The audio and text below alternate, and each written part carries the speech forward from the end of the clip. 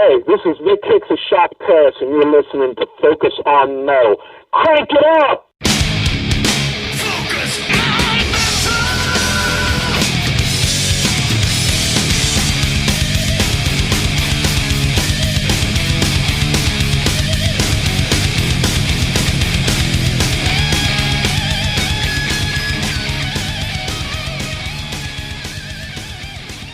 Hey, metalheads.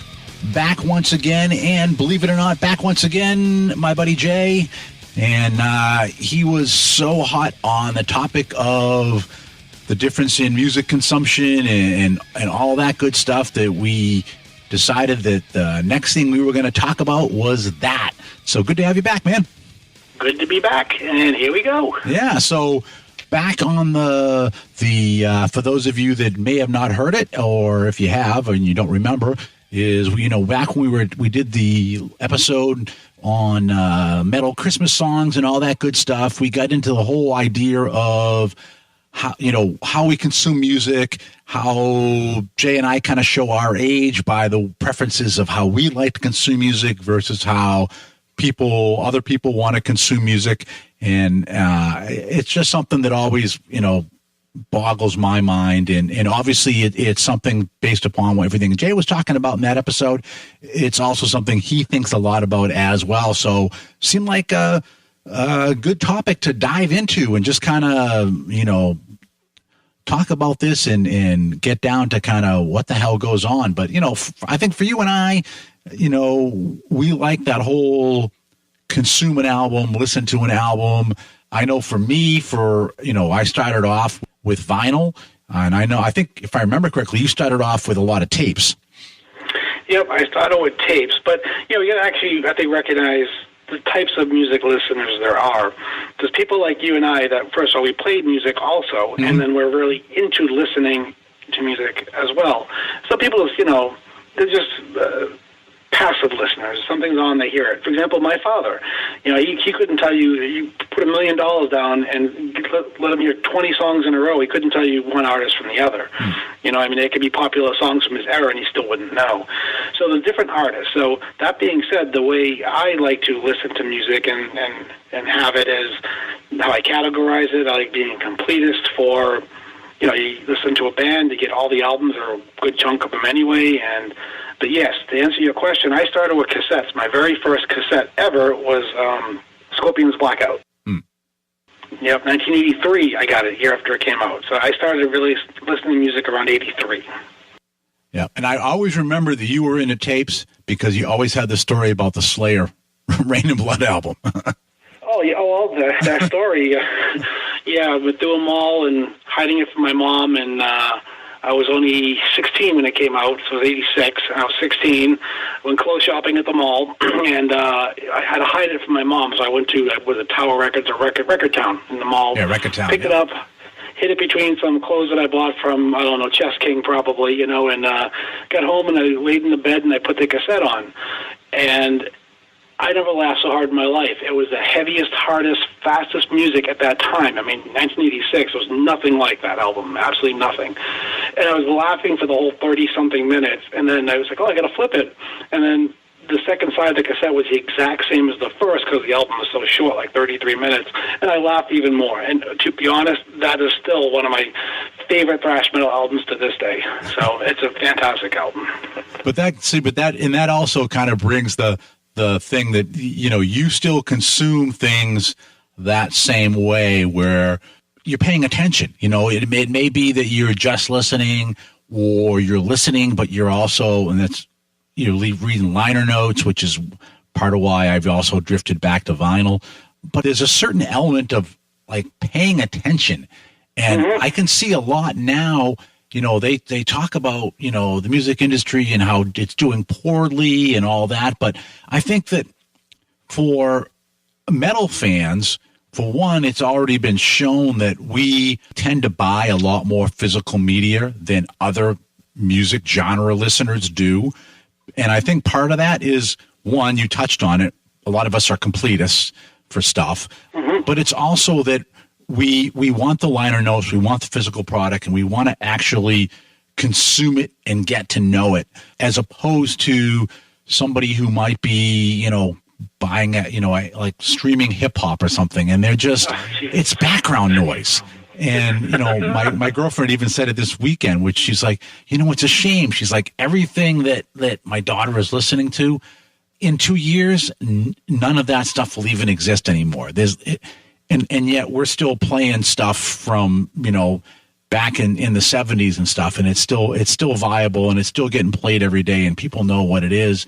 And it's like, well, yeah, and it's because everybody consumed that stuff. It's part of, it ties to memories and all kinds of shit, as opposed to this, like, if you're in an elevator and there's music playing, unless it's a really poor version of something you already know, you're going to get out. You have no recollection of what the hell was going on in that elevator at all. Right. And I think that's what happens nowadays. Or it's actually funny, a lot of the music we listen to, you might hear Silent Lucidity, for example, in an elevator, like, oh my God, I can't believe this is in an elevator, But no, you actually hit a whole, you hit topics that are unbelievable there. One of the ways we consume, but you got to also remember that back in, it's age group, right? So, 50s. I'm in my 50s now, and the way music was consumed in the 70s and 80s was through a radio, through the proper channels, the quote-unquote proper channels being the record label decided what they were going to put out. Mm-hmm. They picked the single off the album. It went out to the radios, and you heard it, and you bought it. You went to the record store, you bought it. Yeah. And then MTV comes out, and it changes a little bit. It changes, now you have a video to go with this. And now you get to see things, but the same concept was still there. Yeah. The record company on the ability to pay get the artist, to do what they needed to do and get the music out there to distribute.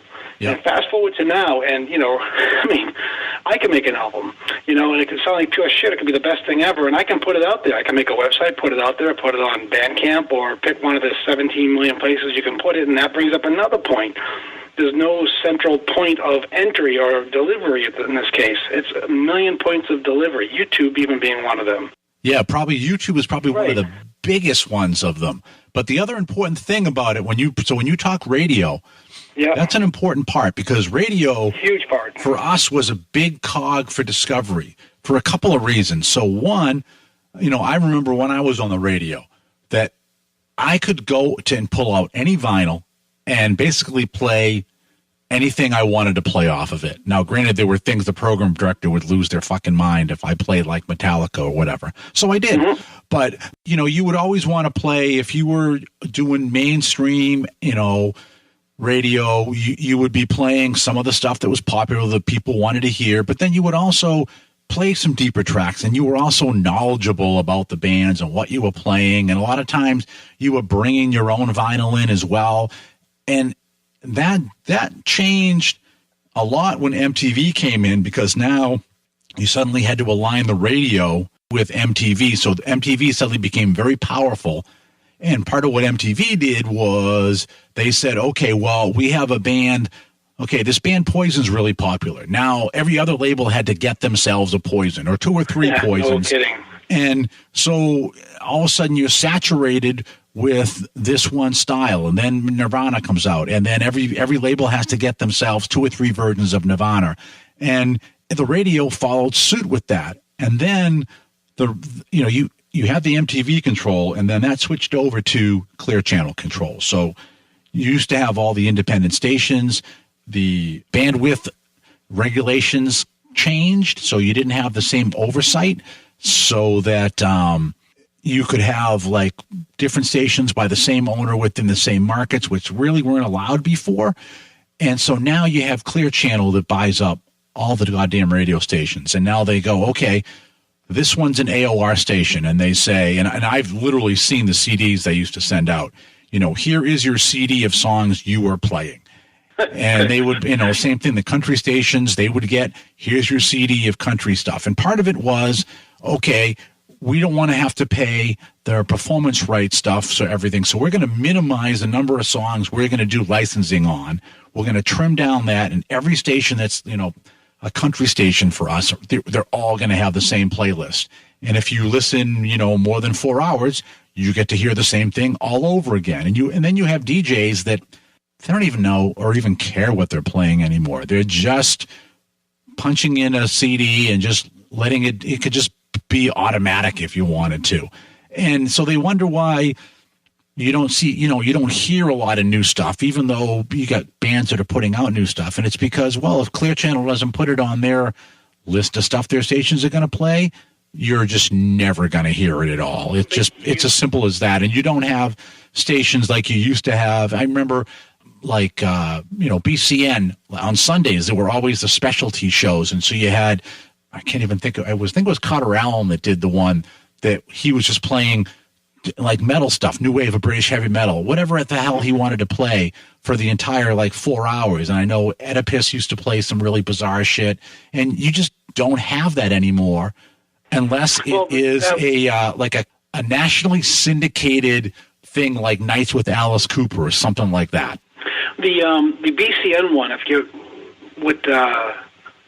what time that was on? I think it was like 10 o'clock at night. And I remember very distinctly hearing Orgasm and Flotsam and Jetsam on there, probably around 86, 87, which made me go buy those two albums at the time. Right. But so, all right, so you touched on the whole radio thing, but you actually kind of touched on it from the actual being in the radio station and presenting it. Now, be a consumer of the radio. So here we are. We don't know that information you just gave. I'm just a person getting in my car in 1980, whatever, and getting in.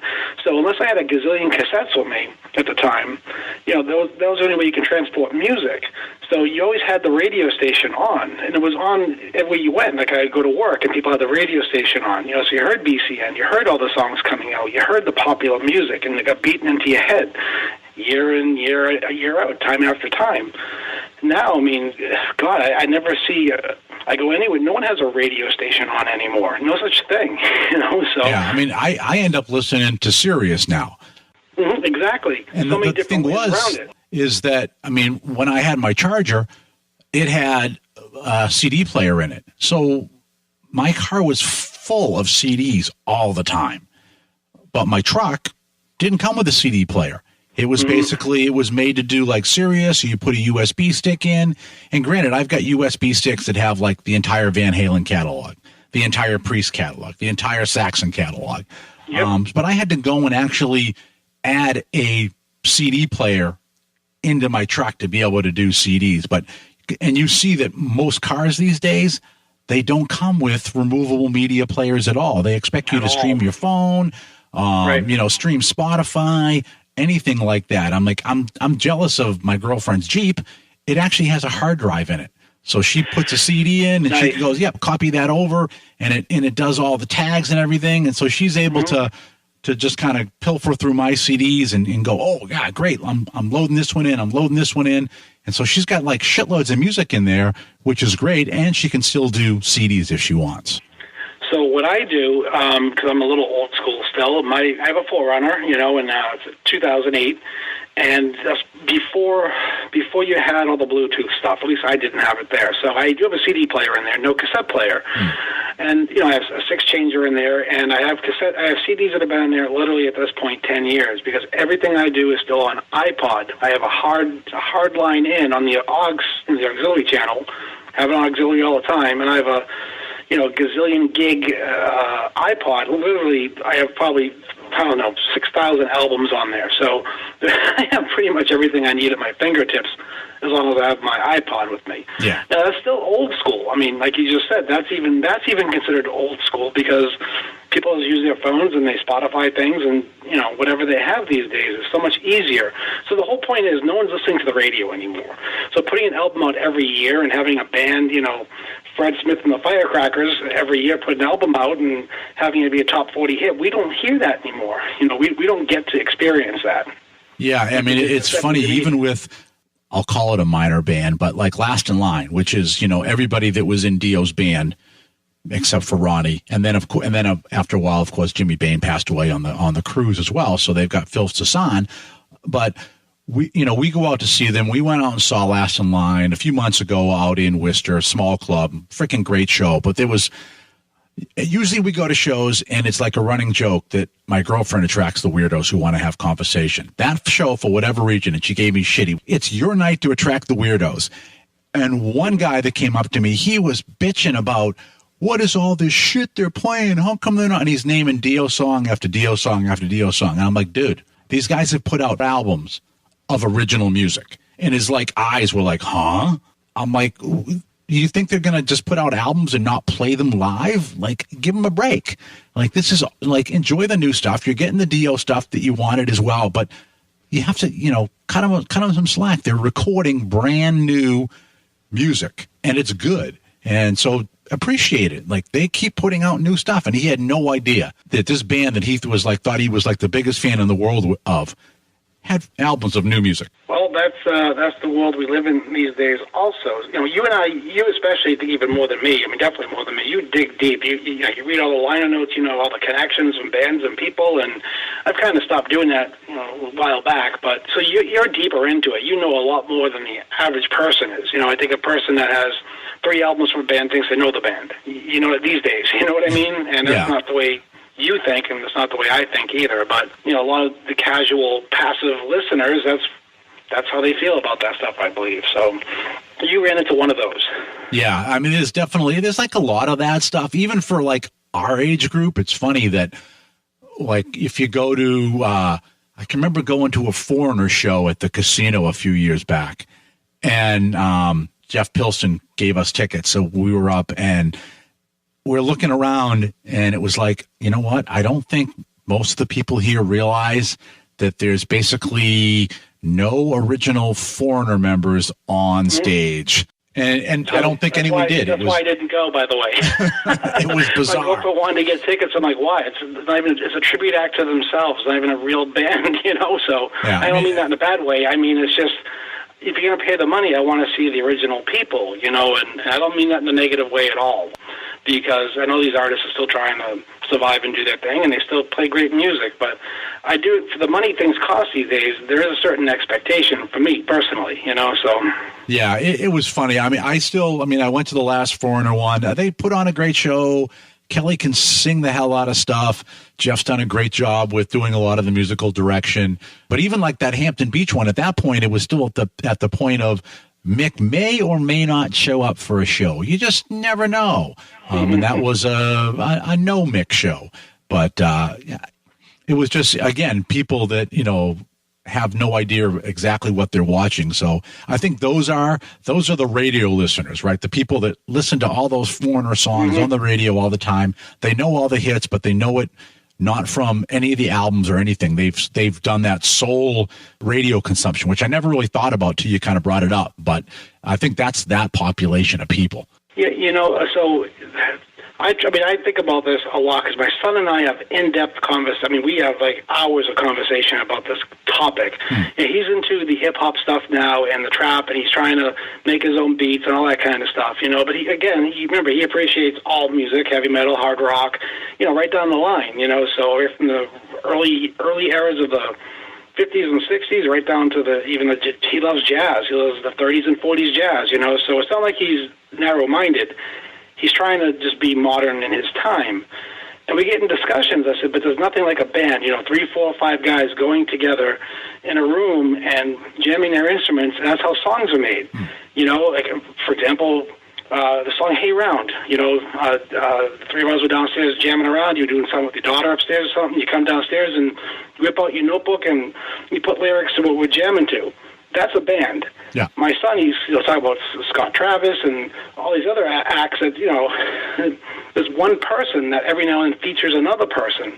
And they sample each other, and he calls it sampling. And, I'll use the term because that's the term, but it's not. It's stealing. It's using someone else's music, converting it a little bit so that someone like me hears something that I know from the 70s or 80s and try to attach it to their music, so I like their music, and that's not, to me, I don't like that. Yeah, it's funny. I had this discussion with my girlfriend this weekend because she was like, why is it that all the songs, and like we're sitting at the pool over the summer, and her daughter's playing this stuff, and it's unlistenable.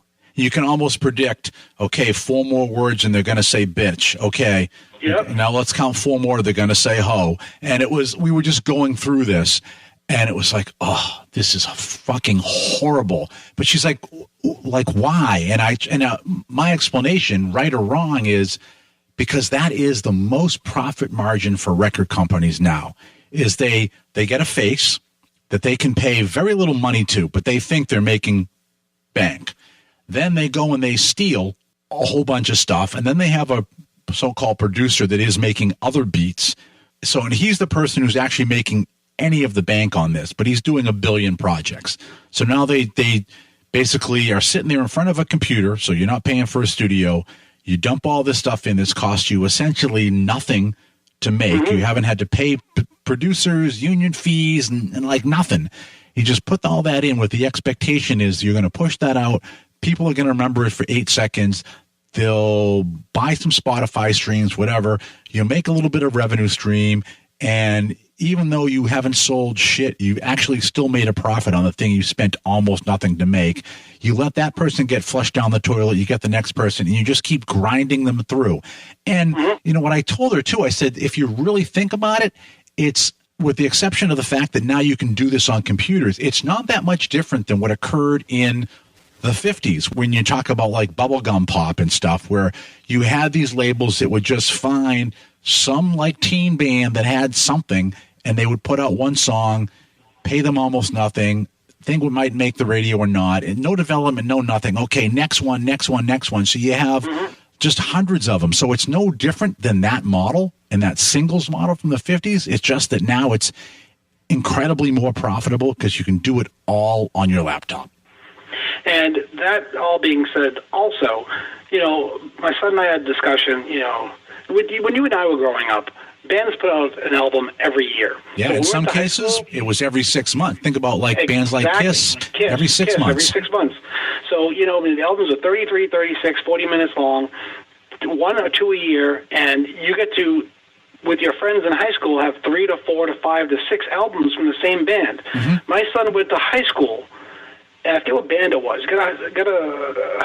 I think it was maybe even junior high. He had something in junior high, and he was out of college before the band released another album. That's like 9 years, or 8.5 years. It was something ridiculous. Like, how do you rally behind that? How do you talk about that with your friends? You can't. There's no way around it. You know, Megadeth was putting an album out, or Metallica, or Slayer, or Anthrax, or Exodus, or any one of those bands in the 80s. It was every year, and you can share with your friends, share the experience, make a copy of it, listen to it, you go buy it. Yeah, and you can see the development as well. And because you could see the development and you could hear it, and you liked it or you didn't like it, but all of that made you more involved with the band, with the music, and you were and the other part is because you were going out and like paying like, you know, $12, $17 for an album. I can't remember what, I didn't buy too many cassettes, but you were literally invested in the music as well. So you were like, I just spent, you know, my lawn mowing money to buy this damn thing. I'm going to listen to it. And so for a lot of us, and I know you're one of these people, for a lot of albums, you hear a song, and when that song ends, your brain already clicks into what the next song's supposed to be. Of course. And if it's off by even a little bit, you know, because they've either, you know, remastered it and cut off a second or two of the airtime, you know, even if there's a click in it, if you recorded it from an album and has those clicks and pops, you expect them to be there. You go buy the CD quality version of the same song, same album, and it's wrong in your head, you know, because you're used to hearing it a certain way. It's been programmed in your brain. Yeah, my worst one for that was my first copy of British Steel, which had a skip in Living After Midnight. Oh no! Yeah, but you can't unhear it. Every time you hear that song, I can't. I know where it is, and I just like it's in my brain. So when I don't hear it, I'm like, oh, something's wrong. No, I mean, you know, I have those conversations with him. I've had them with him all the time for many years, you know, and he says, Dad, just give this a listen. You're being closed-minded. You're being narrow-minded. I said, dude, I own 15,000 albums. How's that narrow-minded? There's nothing narrow-minded about, I listen to anything from new age to thrash metal to movie soundtracks to classical. I mean, how is that even remotely narrow-minded? I just don't like what you're listening to. I've tried it. I listen to it. They say, bitch, ho too much. It's just for no reason. Yeah. At least have a reason to say it, and I'm behind you. It's just stupid, you know. And by the way, I have nothing against saying bitch, ho in music and other things like that. If it's placed in the right spot and for good meaning, you know, it's fantastic. But they just say it to make money, and it's all gangster rap for no reason, you know, and I just can't get behind it. I know there's not all gangster rap out there, but the other ones out there too. It's like hearing one long song for 65 minutes. It's ridiculous. Yeah, it's crazy. I'll say there. I mean, there are some bright spots. One that's I went and saw recently was Wolfgang Van Halen. Definitely a bright spot. Granted, he does everything on the albums by himself, but he has an incredible live band. They've been together for a while. Some of the guys are in other bands as well. But, sitting there, watching them do sound check, watching them banter back and forth and watching him, defer to other people in the band for, how, because we were, calling out. He'd be like, well, what do you want us to play? And, somebody called out a Foo Fighters song. And it was like, oh, shit, remember how to play that? And asking the other guys, hey, and you just kind of watch them kind of banter back and forth and kind of figure it out and go ahead and do it and stuff. So, it's definitely operating like a band. It's what I remember from being in bands and how you'd be like. But what was great is seeing all that, seeing them act as a band during sound check, but then live, it actually got to the point live where after one song, Wolfgang had to stop and he was like, holy shit. He's like, this is intense. You guys know all the goddamn words. And they were. Everybody was singing right along with it. So here's a group of people that are actual music consumers that are buying the two Mammoth albums and actually listening to them to the point that they knew the words, knew the songs they wanted to hear. And obviously this is stuff that, they're not playing on the radio either, but to have that club, and it was packed. You could not get any more people in there, sold out. And everybody knew all the stuff. It was a great experience to have that as opposed to a bunch of people that kind of sort of are engaged or whatever, but to kind of be back to how it used to be that, we'd go see a band in a club or even in, even at the Civic Center or something like that. And everybody was engaged and knew everything. It was a great experience. So I think there are some bright spots there. And, he's a guy that 2 years in a row, he put out brand new albums.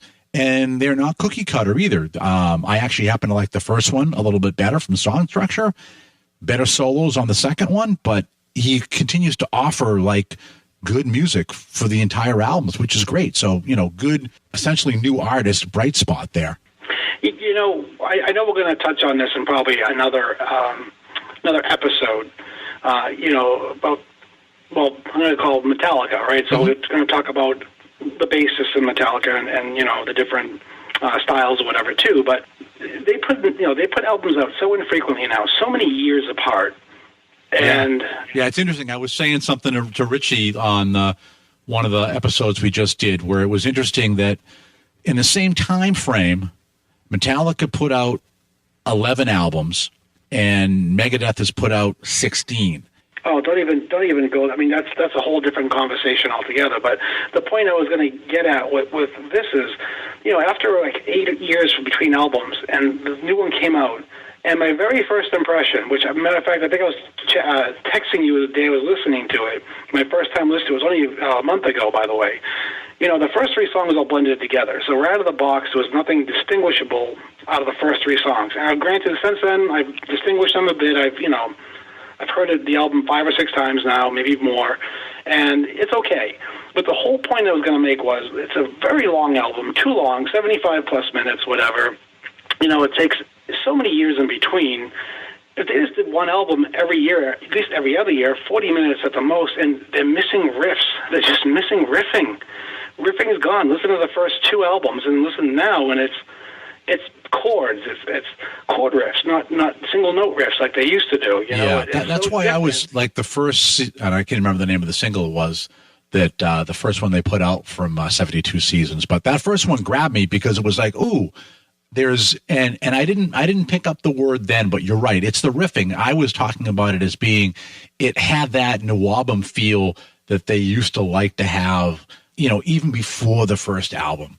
But it really is like what you just said, which is the riffing, and it was oh, great. And I was hoping the whole rest of the album was going to be more of that. And then it was the next one came on, and it's oh shit, no, it's not. It was. The first 3 songs are about the same tempo, and to me, it was just one big jumbled mess. That's the way to describe the first 3 songs, 18 minutes in, whatever, my first impression. Since then, I've learned to distinguish the difference. It's not bad. It's good overall. It's, Metallica for these days, but what they've lost is, with most bands in this from our era have lost, is they've lost that guitar riffing. Because I know another topic we're going to talk about is how sound has changed over time. But right now, bass and bass drums are really just bass in general is in the songs more. Everything's full and filled. And this Metallica album, the last one, didn't really rock my world. Neither did the last Megadeth. But you mentioned Megadeth and Metallica and the frequency of albums, and I every now and then ask friends, what's better? Who's like better, Megadeth or Metallica? And it's like clockwork. Anybody that's a musician almost always picks Megadeth. Mm-hmm. And people that are just casual listeners clearly like Metallica. I see the appeal. If you're a musician, you understand the complexities more of what Megadeth does versus Metallica. I think any metal band can make a Metallica-type album in no time. I mean, it's just, there's nothing to it these days to put chords together and do what they do. I'm not picking on them in general, actually I just did, but bands like that in general these days, there's nothing special about it anymore. It's just putting out a 55, 60-minute album of just double bass and, power chords, minimal riffing. Focus!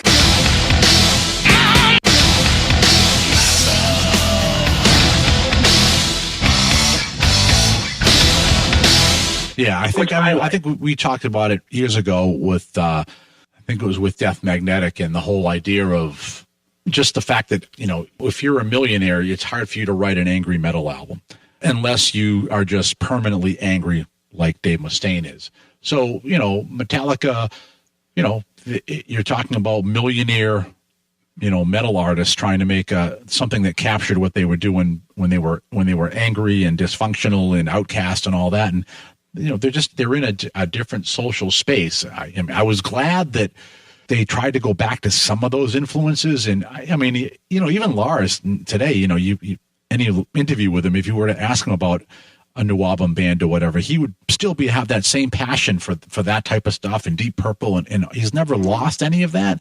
It doesn't translate back to the music on the albums for the most part that you see. But then Mustaine, he's still just, an angry fuck. And it still bears out in a lot of what he does. Mustaine still has the two guitars that interact with each other very uniquely by metal, and there's a lot of riffing, single note, riffing. And Metallica, it's just a jumbled mess. Everything is just chords, It's just. And to be honest, they have a fantastic bassist that I really don't think they've showcased him enough. I mean, what he can do, maybe I'm just missing it on the albums. It's probably buried in there a bit more than my ears can hear. I don't know, but he's way better than what he's being allowed to do on the albums. Yeah, and for my opinion, I'll go back to Wolfgang, even though he's not metal; it's more like hard rock and stuff. But one of the things, just you listen to the album and you hear a lot. But then it was cool to actually be just right up there on the barrier and watching what he was doing and watching what the other two guitar players were doing and what the bassist was doing, and then realizing how he got that sound and the fact that that's what you have. You have, one guitarist is doing kind of more simple chord figures, but you got somebody else that's doing a riff, and then you got Wolfgang doing a riff, and then they shift around in doing all that. But it never comes down to just simple chords at any time. There's always some kind of riff basis or two different interweaving riffs going on in the music. But it was great to just kind of stand there and just examine what they all were doing and how it weaved together and how different that is for so many of the other bands I hear. And it's kind of like, that's probably one of the reasons I actually like this, is that it's taken me until now to figure out exactly what the hell it was they're doing and how he's making that sound that he gets. And it's pretty cool. No, I mean, I agree, and that's why a lot of the new bands, a lot of the old bands putting out new albums, it's hard for me for many reasons. Like you said, they're not angry 20-year-olds anymore. But also that being said, for the last two Metallica albums, definitely the last one, you don't have to be angry, but your album doesn't need to be 75 minutes plus. Mm-hmm. You only need 12-minute songs that just sound like a jumbled mess. You can at least have rock anthems and stay with the anthems that are, everybody knows, the best songs on the radio is 2 minutes, 3.5 minutes. They're short but sweet, in and out. Do the verse, do the verse, chorus, couple of solos, in and out, you're done. And people will keep that in their head in those hooks. And you have an 8-minute song that just rambles on. It doesn't resonate the same way. And I'm not saying they're bad, because I like a lot of, I still like a lot of the longer songs, but they've lost their focus on what they really need to do. Most bands have what they need to do to make a solid, memorable, that's the key right there, memorable album. Yeah. Memorable for good. Not St. Anger memorable for good, Yeah, and I think, and I guess, going down a rabbit hole, so we'll just keep going. Yeah, we did. Yep. But if you look at Metallica, right, and you look at what they were doing between Kill 'Em and Ride and Masters, and they all check off everything you just talked about, 200%. Then you get Justice, and Justice is a ramble. It's how many parts can you put in a song? It's almost like how unmemorable can we make these songs? And probably the most memorable song off that one is their first one that had a video on MTV. And I think that helped get it in everybody's head. Because otherwise, with part after part after part after part, I think a lot of people wouldn't have had that song resonate with them. Then you had kind of a reshape with the Black Album, with as much as people that, like the earlier ones don't like that, but it stripped it back down to shorter songs with some impact to them, memorable hooks, memorable riffs, structure again, all of that. And so you started to have that. And then, of course, Load, Reload.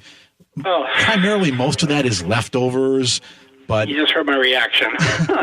But then you get into that, the kind of the drift. Now you're back to this thing where I think it's almost like overthinking the songs and doing exactly that, making them too long, too many parts, too many things. And I've never been able to quite put like an adjective to it, but there's kind of like a boring. But there's a sameness to a lot of the phrasing. It's like, wait a minute, this phrase sounds like that phrase, sounds like that phrase. So the ones that are different do pop out, but you have more of kind of the sameness stuff than you do the things that pop out. As opposed to if you listen to like any of the new stuff that Accept put out with Mark on vocals. They're shorter songs, they're punchy. You'll probably never hear them on the radio, but you walk away and you've got that thing stuck in your head. The new Primal Fear, you walk away, you've got the stupid riff stuck in your head. And any of the New Testament, they do have some longer stuff, but a lot of it, again, you walk away and you've got riffs, you've got songs, and you're like, 3 days later, you're like, God damn, I still got that stupid song in my head. And I can say I didn't have that with 72 Seasons. Right, so this is funny. So I'm going to put a little pause right here and address the listeners right now. So listeners that are in their 50s, they know what we're talking about, and they're all shaking their heads yes. Listeners that are in their 40s, they might be, yeah, I guess I kind of get it. Listeners in their 30s may not agree with us at all, because their first album from Metallica was probably the Black Album or Load or Reload. Okay, so they grew up on totally different band than we grew up with, being Metallica. And also all the thrash metal bands that were out at that time that had their roots in the 80s. So this is an age group thing. You and I, we grew up with metal bands being guitar-driven and being riffers and being not recorded the best way possible for the most part. And the albums were year after year. Combat Records, they put out great metal bands one after the other. Metal Blade Records, same thing. A whole bunch of labels that did that kind of thing. But the key factor was year after year, guitar-driven and riffs. That went away as time progressed. Right back to the listening experience, right? So I prefer to listen to things that are older because it's just more of what I grew up with, So things that are new that sound like they're older, I enjoy that a lot. The band called Reckless Love, they came out around 2009 or 10 or whatever, tongue-in-cheek stuff.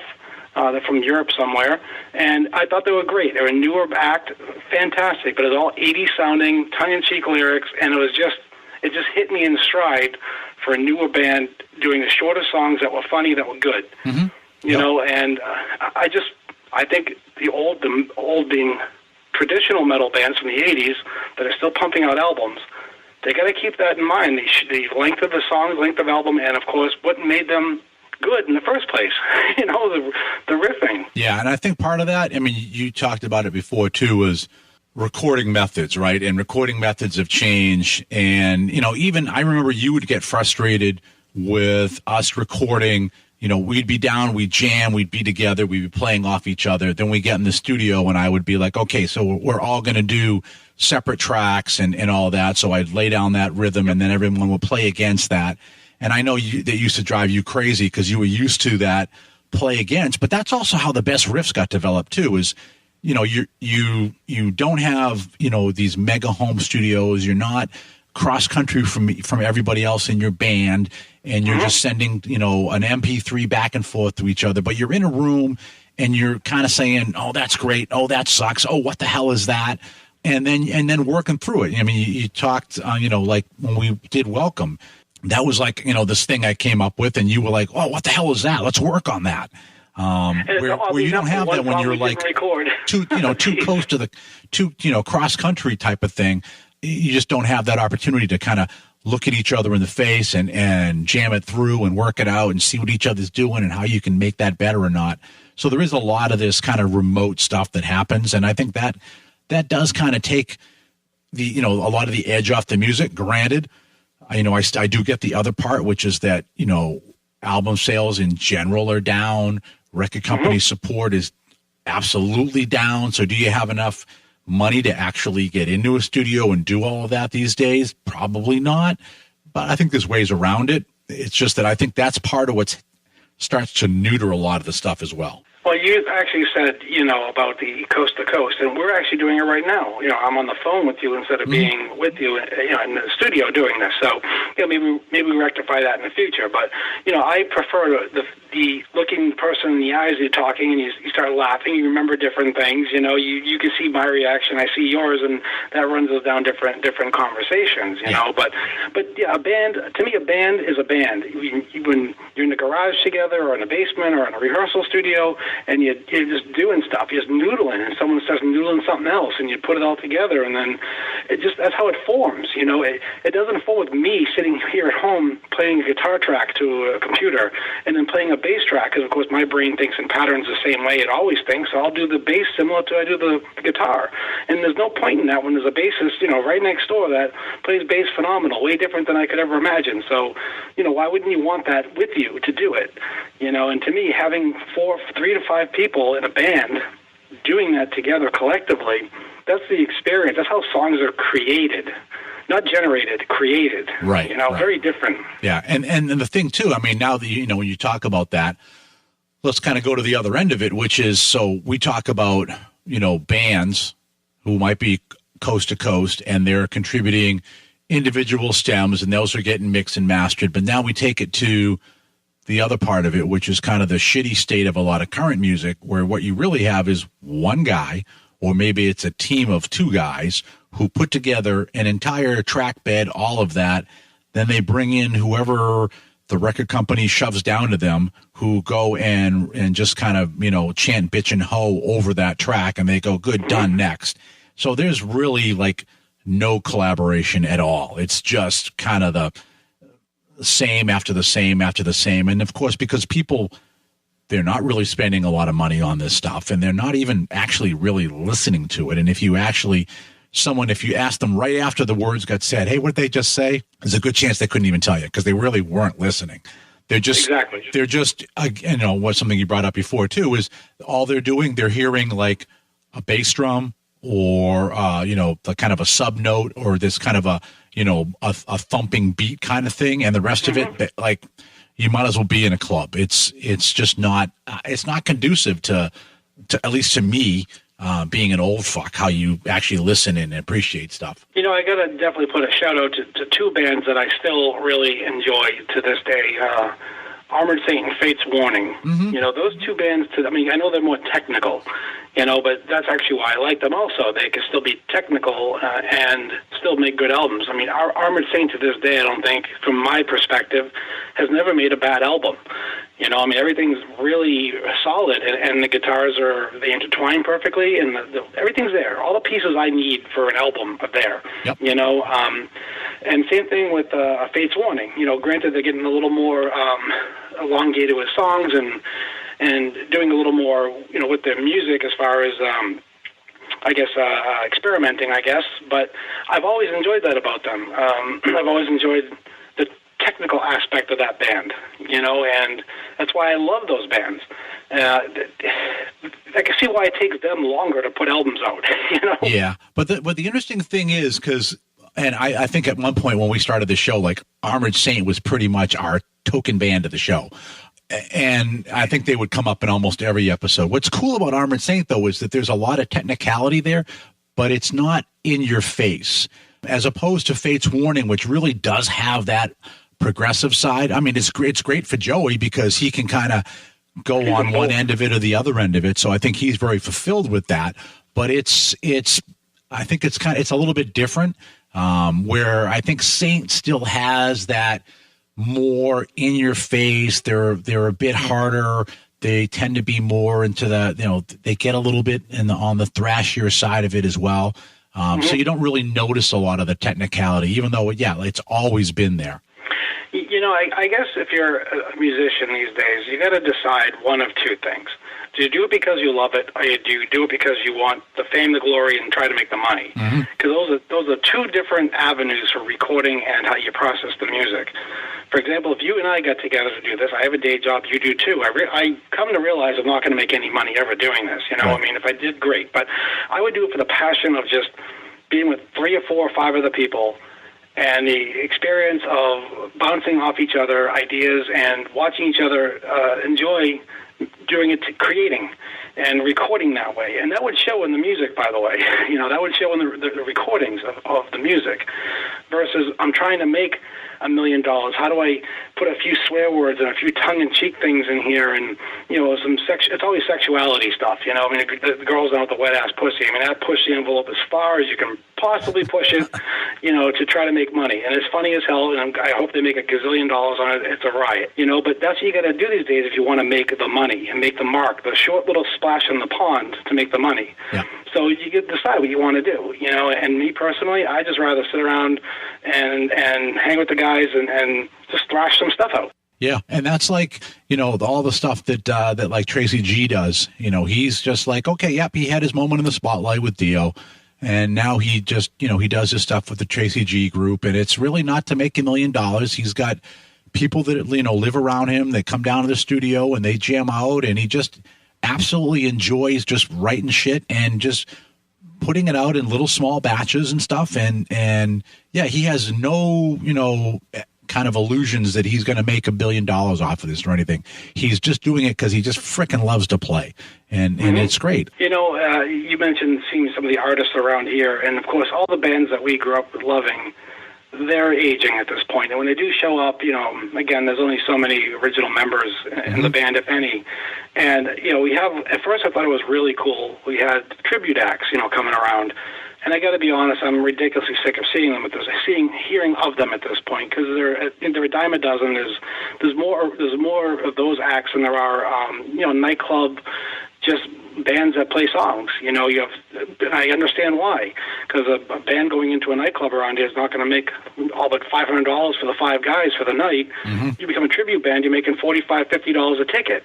And I completely understand why they do it. And I've watched so many guys that were in local bands transition to these tribute bands, and now they're traveling, I wouldn't say nationally, but they're definitely regionally anyway, a lot of them, some of them nationally, and a couple actually internationally, all on being a tribute act. Yeah.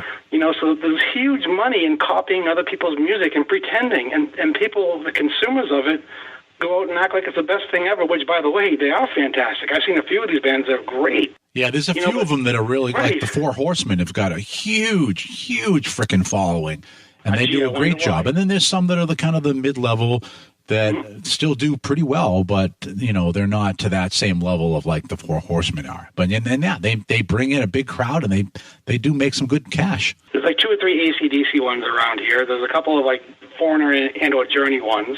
Matter of fact, there's 3 Foreigner type Journey ones that I know of, and they all have the same name, Foreigner's Journey. Foreigner's Journey, yeah. Or the Foreigner's Journey, or a Foreigner's Journey. I think they're all separated by the first word or lack of the first word. The descriptor. The Dirty Deeds AC/DC one, they're actually really good. And it's Back in Black, and there's one more, ADHD or something. Yeah, but the Dirty Deeds one, I saw them outdoor concert, maybe 2 years ago, and they actually had a girl that came up and did bagpipes with them. So they did cool. like Long Way to the Top with they just pulled her for that show, and it was like, oh, this is freaking awesome. So there's a few of them that kind of put a little bit of extra effort in there, and that was like one that was like, holy shit, that's actually was really great to hear that stuff. But yeah, you're right. I mean, that's kind of a big part of it, I think, now. And even when Bob Nalvandian put out the Band versus Brand documentary, one of the things that was included in there was a guy that is in a Foreigner tribute band that does, international stuff. And he goes through the whole idea of how they play on the brand Foreigner and how he earns his livelihood because of that. Exactly. I mean, that's a smart move if you're in a band these days. One of the guys I know is doing a local gigs all the time. Is in a band called The Bars. They've been around forever. And all of a sudden he jumps ship and goes and starts Panorama, a Cars tribute band. And they're catching wind, they're picking up, and they're making, well, the bottom line is making 10 times the amount of money he was making, playing as The Bars, so that's just the way it goes. I mean, people want to see a brand. They want to see that name. They want to go see those 15 songs they know from a band. And that's actually something else too. Concerts used to be 2.5, 3 hours long. Now, Jesus Christ, 90 minutes and now done. It's like, what the hell? I spent $250 for 90 minutes? It's ridiculous, Yeah. And it's a big change too, because if you think about it, you remember that when we had that gig, we were opening for the Stompers. Yep. And so, if this was then, it would have been like no one would have given a shit about us, and everybody was there for the known commodity. And yet it was exactly the opposite, which is why we get fired from the gig, is that we did our stuff that was all 100% original. And then it was like, oh, now there's the old hat Stompers. And it was like people just left. And so, then they fired our ass. But it was like, and now it's totally the opposite. It's like, if you're the known thing, then you're kind of like, you've kind of a shoe-in for some cash.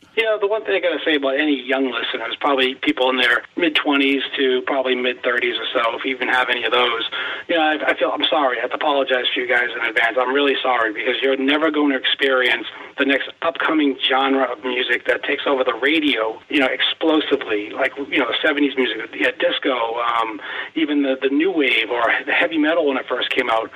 Each one of those genres was an explosion. And we, the older folks, got to experience the albums coming out, the radio's playing stuff. And for you guys, it's just, you have everything at your fingertips instantaneously, from Amazon to Spotify to Bandcamp. I mean, pick anything. Pick any one of the 400 avenues you can get music from these days instantaneously. You've lost the thrill of a hunt. You've lost the thrill of an album being dropped, on a Tuesday, when they were dropped only on Tuesdays back in our day. You've lost going to a store and buying it and standing in line talking to some guy next to you with a jacket that had a pin on it from another band or a patch that you talked to him about that band, you meet a new friend. You've lost all that. That is gone from our society. And I'm an old fart saying it, but you're missing socialization with music. It's gone for you. It's different. It's changed differently, and you experience it more virtually than you do, physically. It's different. Yeah. And there's a little change that I was happy at one point, and then I kind of got let down this year, and that was Record Store Day, which I've introduced to a lot of people. And Record Store Day, for me, part of what I liked was that it gave that thrill of, okay, you had to be there. You could potentially miss getting this album, definitely a ramped up fear of missing out. Mm-hmm. But then you were also the variety of albums that would come out within a Record Store Day. So you're standing in a big line with people that they're all there for different reasons. And so you'd be like, hey, so what are you hoping to get and stuff like that. And right, so you're talking to people. Yeah. So you kind of got this dialogue, and then you'd see people that you like, well, geez, that was unexpected. And then not the Black Friday one, but the one before that last year, which was like kind of the big main one, I got there and the line was absolutely fucking enormous, and I couldn't figure out why. And it was because of Taylor Swift. And and I had never seen this on any Record Store Day. There was a guy standing at the front, and all he had in his hand was Taylor Swift records. And as people walked up, he was like, "Are you here for Taylor Swift?" And if they said yes, he handed them the Taylor Swift album, and he would go, "Are you getting anything else?" And most of the people went, "No." And he would go, "Okay, then you can head to the register." And it was like the first time I ever saw that. Now, granted, it was great that, some artist was bringing a bunch of people in. And some people actually did go, let me see what there is. And so they were willing to wait in line because we basically had to wait in like a cattle line to get up to the shelves, which kind of sucked because you were looking going, oh, shit, there's one left of that thing I want. Right. Any of the 8 people in front of me going to get that? And has anybody mentioned to me that was what they were looking for? Old guy problems. It was like, but it was a good way of like getting people to go. You have to be there. You have to kind of embrace the event. All of that. This year for Black Friday, Record Store Day did something that they have never done before. So at one point they were doing this thing where on Record Store Day you had basically just exclusive. So these were going to be things that it was like Record Store Day one and done. Then you had other stuff where you would get it, you get so many copies until Record Store Day was over. You could not put it online and sell it on your online store. And then you had stuff that was basically going to be a regular release at some point, but it came out of Records Day first. So your best bet of getting anything was show up at the store, hope that they had it. And there's a few that I got that were, there was only the single copy in the store. And there's always going to be cases like that. Mm-hmm. I know I had that last one. I really wanted that Van Halen Right Here, Right Now, first time on vinyl. And I got the last copy in the store. And I was like, just basically my asshole was forming diamonds because it was like clenching so tight that I want that. I could see it. And I'm like, God damn it. But I had one listener that told me that he was from this area. He ended up traveling all the way to Connecticut before he found a record store that still had it in stock that day. Mm-hmm. So, but he was willing to go and do it and buy it. So that's kind of like old school. That's Lars and Bob and all those guys hopping in a car and going up into a record store and Lars is running in there to try to beat everybody to get all the good shit. And that was kind of Record Store Day. But then this year after Black Friday, they started this thing called RSD Market. So now RSD Market, if you're on that, then you can go to any other store that it does Record Store Day and you can see, hey, from the entire country, what do they have left over? So for a lot of people, I know what's going to happen is they're going to go, you know what?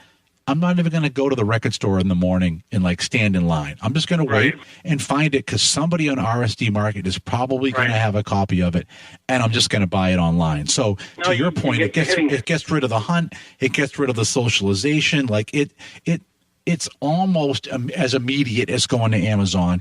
You just got to wait till they list it, but it's like.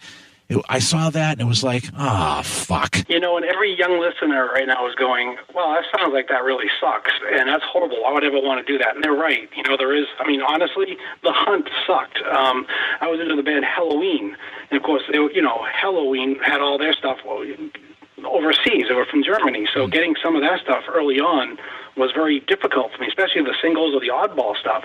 Same thing with Pretty Maids, right? So I went to Boston one day a year, usually around after Thanksgiving or something. One of my friends went to Tower Records.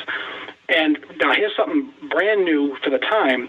You get to go in, and not only did you see the albums or cassettes, but they had, when the CDs were out, a listening station where X amount of these albums and CDs were there for you to put the headphones on and listen. You can actually pre-listen to some of this music before you bought it, make a decision. That was brand new technology. Now you can sample things all over the place before you go out and buy it, but that was so cool going down there and, picking up something and putting the headphones on, deciding if you liked it or not, and I ended up buying a lot more because of that. Yeah. But I had to go to Boston because none of the local record stores, carried the inventory. They weren't big enough to carry deep catalogs of some of the oddball things that I was into, especially from Metal Blade Records.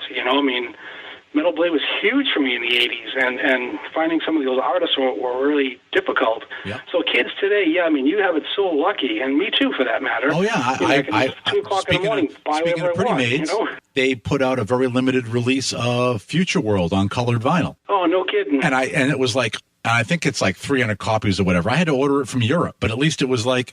Yep. It was like I had to figure out who in Europe had it and could I get it, but it was like psych, and it was like a couple months ago I got that in. I was like, fuck yes. Yep, that still is one of my absolute favorite metal albums. I say that I probably have 100 absolute favorite metal albums. It comes down to it, and that's one of them. It's just right up there. It's always been one of my favorites. So. It was funny too when I was putting all my stuff into Discogs. I still have that flexi disc of Future World. Oh, no kidding. And I put that up on Twitter, and there was so many reactions to like, holy shit. Like, yeah, but I actually still have that flexi disc. You know, I've actually to this day never owned a turntable, and I probably own maybe a dozen albums, and a lot of times I would buy the albums because I couldn't find the cassette or CD back in the 80s, and I'd have a friend or so convert it for me, to cassette. Mm-hmm. But yeah, I probably own about a dozen albums, and a couple of Anthrax bootlegs or whatever the hell they had out at the time, and of course Halloween, Pretty Maids, whatever. But I think Kiss Destroyer, believe it or not, my very first album ever my uncle gave me. But I was never big into the album thing. But yeah. But there is something to be said for having side A, side B. Again, back to the format, which is the whole show here. Side A, side B. You listen to something, 5 songs, 4 songs, and you have to get up and flip an album. Yep. Or a cassette. You had to flip it until it did automatically.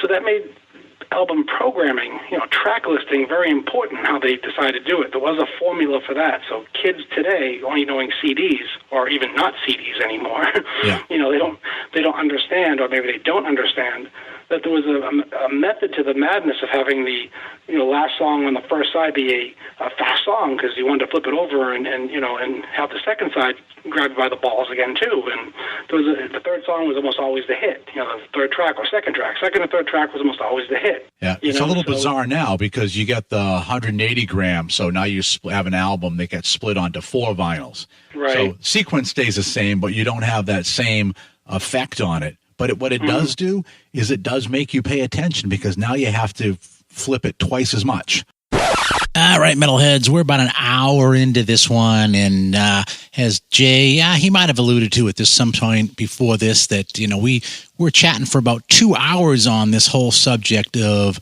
music consumption and differences and all that stuff. And I thought, you know what, it'd probably be a good thing to basically make this one a 2-parter rather than a whole 2 hours of listening to us bullshit. So we're going to cut this one off for the week right here, and we're going to pick it up once again next week with part 2. And as is very obvious, when Jay and I get together, there's just a lot of crap to talk about, a lot of history there, and, a lot of pent-up stuff after 10 years of basically not even speaking to each other. So for this week, that's it. There ain't no more. Stick a fork in it. This puppy is done. So for myself and everybody else here at Focus on Metal, have yourselves a great metal week. And until we talk to you again next week, as always, remember... Focus on Metal! Everything else is insignificant.